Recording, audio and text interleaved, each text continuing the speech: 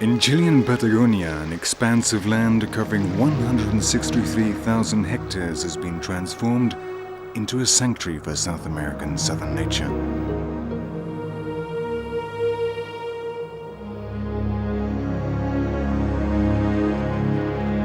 The Andean mountain range crosses the territory from north to south, giving rise to a mixed and changeable climate.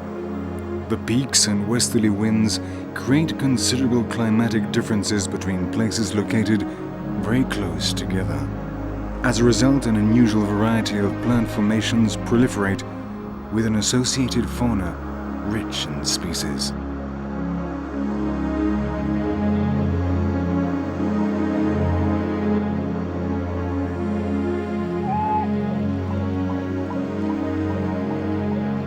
It's the meeting point between the flat and extensive Patagonia and the steep one, molded by eras of glacial activity. A world of contrasts, the wild world of Torres del Paine.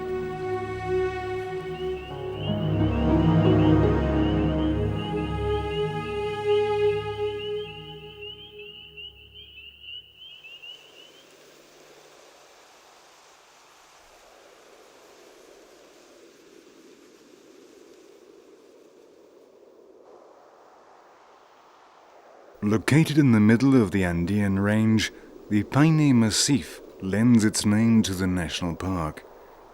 The mountains, with peaks in excess of 3,000 meters, mark a dividing line which differentiates two completely different areas. To the west of the range, on the Pacific side, moisture-laden winds collide with the slopes and release their rain, which hardly ever reaches the other face. It is a cold and wet side, characterized by rocks, forests, and ice.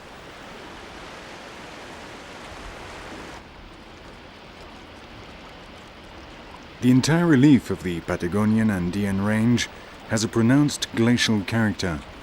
Gigantic glaciers sculpted these mountains and opened up extensive valleys, where icy water lakes still remain today.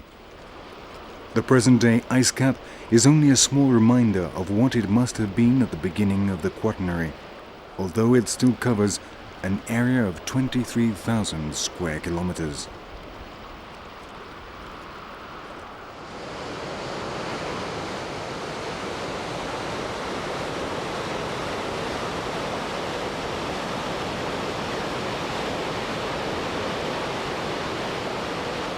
On the east slope, where rain hardly ever falls, large plains extend as far as the Atlantic, the steppe gradually transforming into quasi-desert. Thaw waters arriving from the Paine massif irrigate both slopes. There are a multitude of rivers and large glacial lakes spread throughout the park.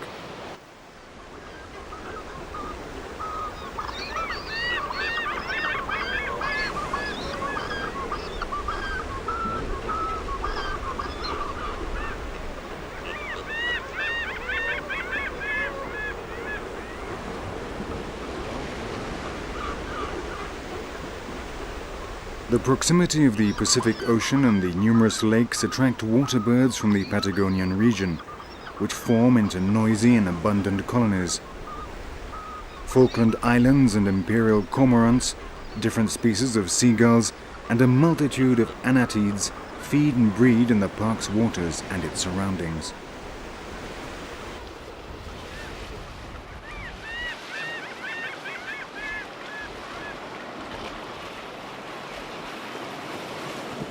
The black-necked swan is the largest South American waterbird. It spends its entire life in the icy waters of the Andean lakes, feeding on algae, insects, and an odd fry or two.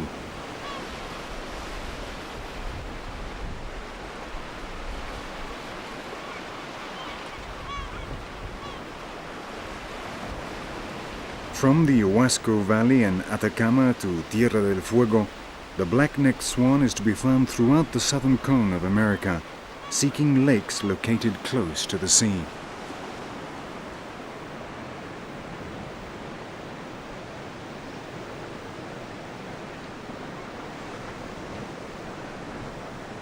They reside year-round in Torres del Paine. They can endure the cold perfectly, and the low seasonal variations in the region mean that it is not necessary for them to migrate to other latitudes.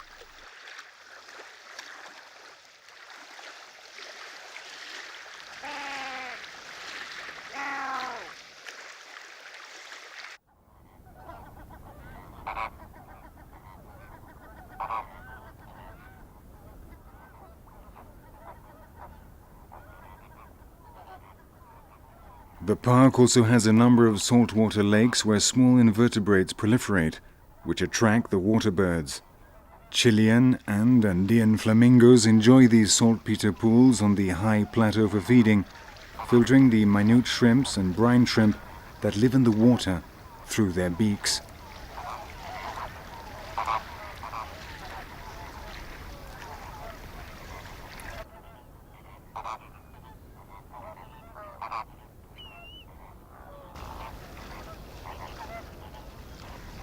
The Coscaroba swan also feeds in the saltwater lakes, one of the most endangered and rare birds in the world.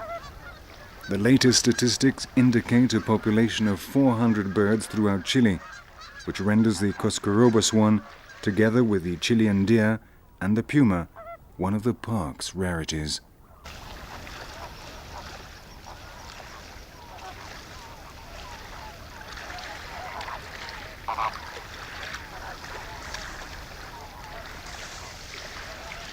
The bird population of Torres del Paine also includes a number of birds of prey. The crested caracara are omnivorous birds which until the middle of the century coexisted with the dark caracara, a species driven to extinction by hunters avid for their flesh. Because of their size, they do not pose a threat to the flamingos or swans, but the carcass of a cauquén or wild goose on one of the shores provides them with a real feast.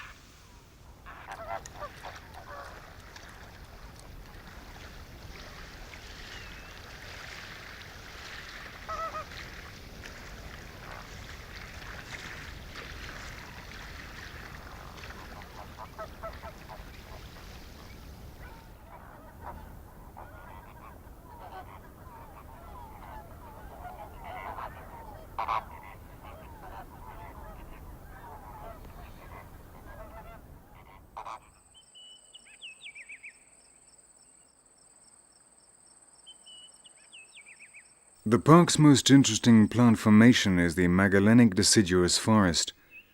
The main component of the forest expanses, more abundant on the Pacific slopes of the Andean range, is the lenga, a tree of the Notophagus genus, also known as the southern or false beech.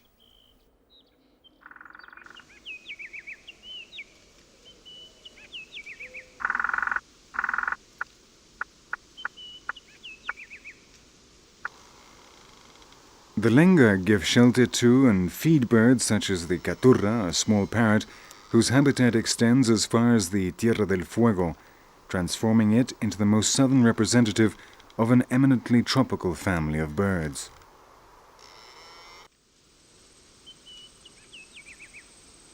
Even more extensive than the forest is the brushwood plain, which covers the largest area within Torres del Paine. Paradoxically, although much less lush than the dense expanses of lenga, these brushwood pampas are richer in animal species.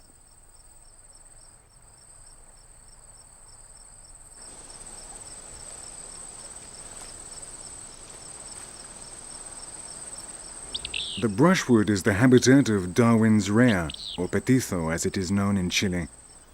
When Darwin reached these latitudes during his historical journey, he was surprised to note that these birds moved faster than the horses of the gauchos who were trying to catch them.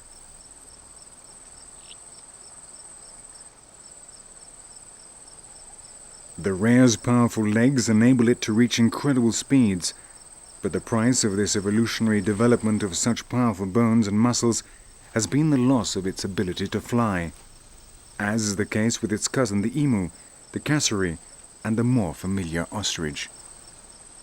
Although under close protection in Torres del Paine, the population of Darwin's rares has diminished considerably due to hunting with bolas, either for sport for their eggs and flesh, or in particular for their grey feathers, which are used to manufacture feather dusters.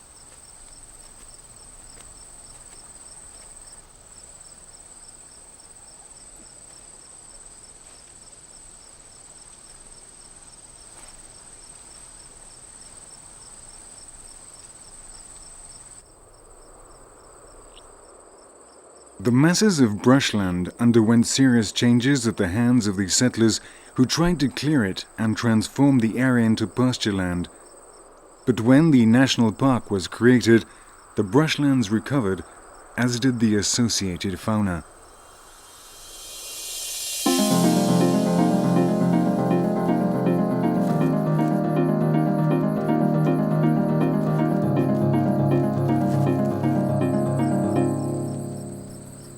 The six-striped armadillo is a specialist in walking among the brushland.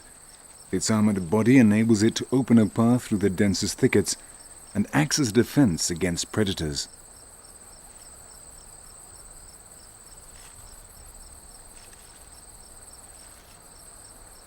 When Spanish explorers saw one of these animals for the first time covered in hardened plates like a kind of armor, they associated it with their own suits of armor and called it an armadillo, although the Indians call it a tatu or a quirquincho. Armadillos are very primitive animals which have mainly survived because of their skin plates, which have enabled them to flee through the densest of brushland. But they also have powerful claws with which they can burrow tunnels in a matter of minutes, enabling them to escape the clutches of any enemy.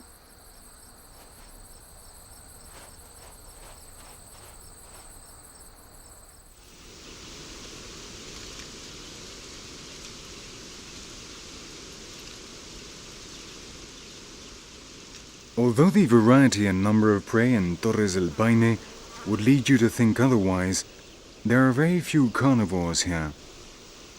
Canids are very scarce in the South American forest world.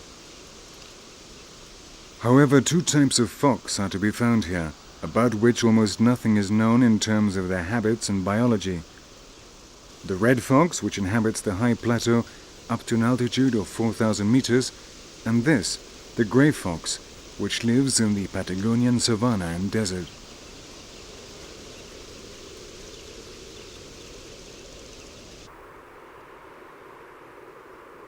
All nature in Torres del Paine is directly connected with the climate and the latter in turn with the layout of the Andean range. The water mass of the two oceans and the numerous Patagonian lakes play a moderating role, and the climate ranging between temperate and cold suffers very low seasonal variations. The average annual temperature is 6.6 degrees centigrade, with maximum temperatures of 10 degrees centigrade and minimum temperatures of 2 degrees centigrade. There are strong winds for most of the year, and snowfall and freezing occur indiscriminately from January to December. These climatic rigors raise no obstacles for Patagonian species, which are adapted to moderate cold and the winds called the Furious 50, in reference to their strength and level of latitude. The common cauquén or Magellanic goose even reaches as far as the islands of Tierra del Fuego, located beyond the extremity of the southern peninsula. There are 3 species of Magellanic geese, of which the former is the most numerous. The cauquén feeds on grass, which is why it is hunted out by Patagonian livestock farmers, who claim that 6 wild Magellanic geese can eat as much as a sheep, meaning that the large gaggles are competition for their flocks.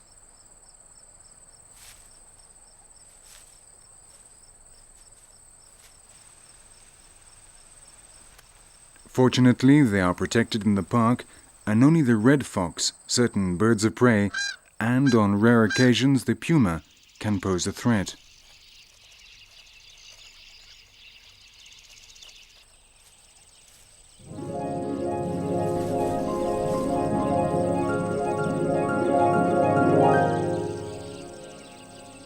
Mammals do not generally hunt the wild geese. The staple diet of the Patagonian puma is the guanaco, the wild llama. That of the red fox, also known as the azara fox or guarachain, being rabbits and hares, which could reach plague dimensions in the park if the foxes did not exist.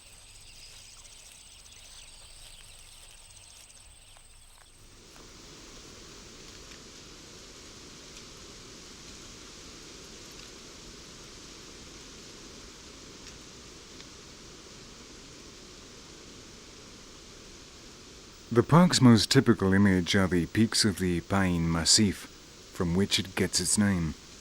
The massif is formed of the famous pillars and the Paine horns, whose almost vertical faces attract climbers from all over the world, and in the case of Paine Grande, exceed 3,000 meters in height.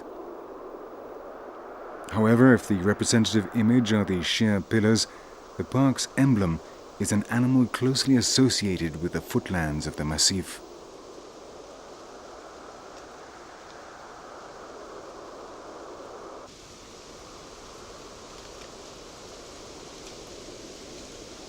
The guanaco is probably the most characteristic animal of Patagonia. Of the 4 South American camels, it is the most adaptable and can live from sea level up to a height of 4,000 meters.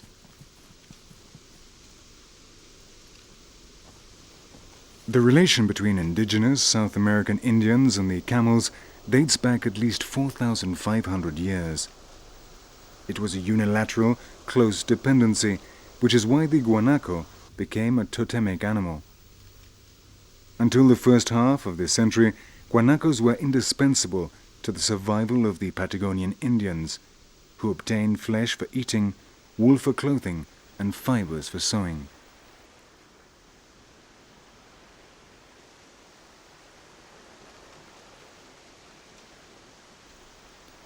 In former times, Patagonia was inhabited by millions of guanacos until the arrival of the colonizers and their modern firearms. Once again, the indigenous animals were considered direct competition to the livestock introduced, and they were hunted down until their population was reduced to 150,000, the number currently estimated to exist today throughout the continent.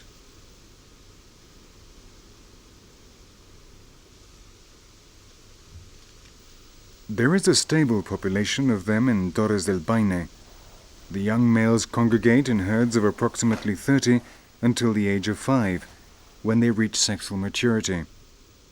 At this moment they separate from the group and seek their own territory and females, and form a new family.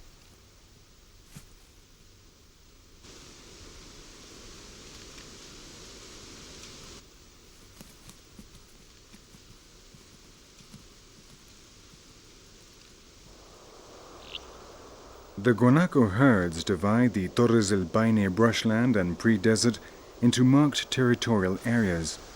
Each group has a dominant male, which does not allow any of the adolescents to mate with its females, and an inflexible hierarchy is established.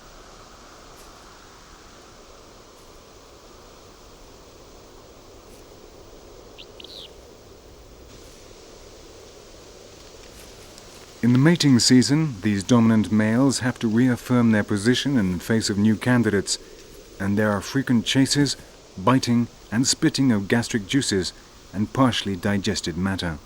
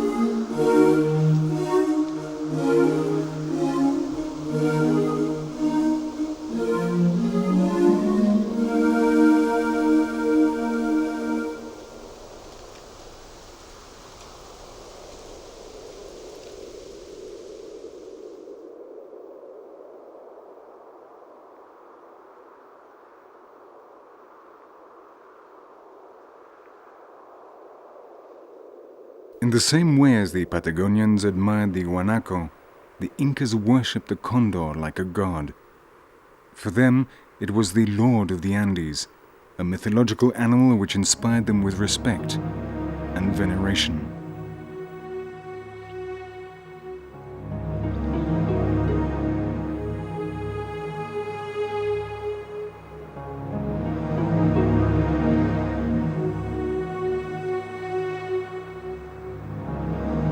In Patagonia, however, they have been hunted since time immemorial. The fact that they appeared shortly after the death of an animal led man to think that the condors killed them, and the legend of the hunter condor spread rapidly. It was even said that they had carried away small children by catching them in their claws.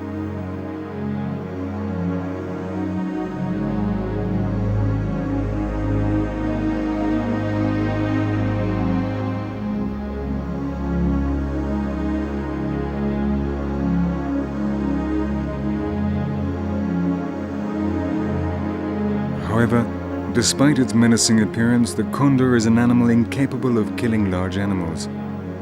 The back toe of their claw is too high, which prevents them from closing it, so that they cannot attack, hold down, or tear apart their possible prey, lesser still, carry them off in flight.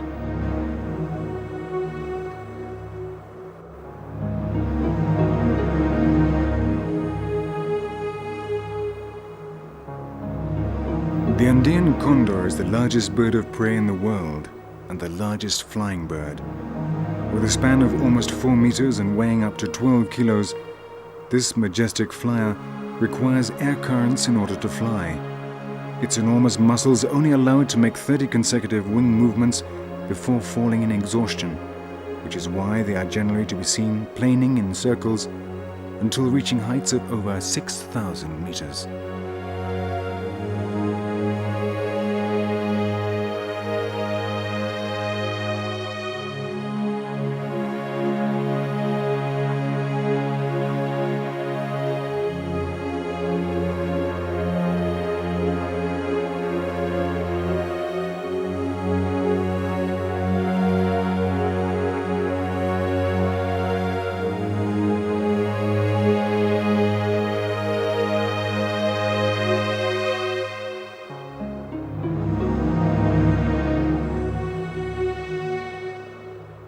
When Darwin penetrated into this region in 1883 following the course of the river Santa Cruz, he wrote, "The general impression of the spirit is one of complete and despairing sterility."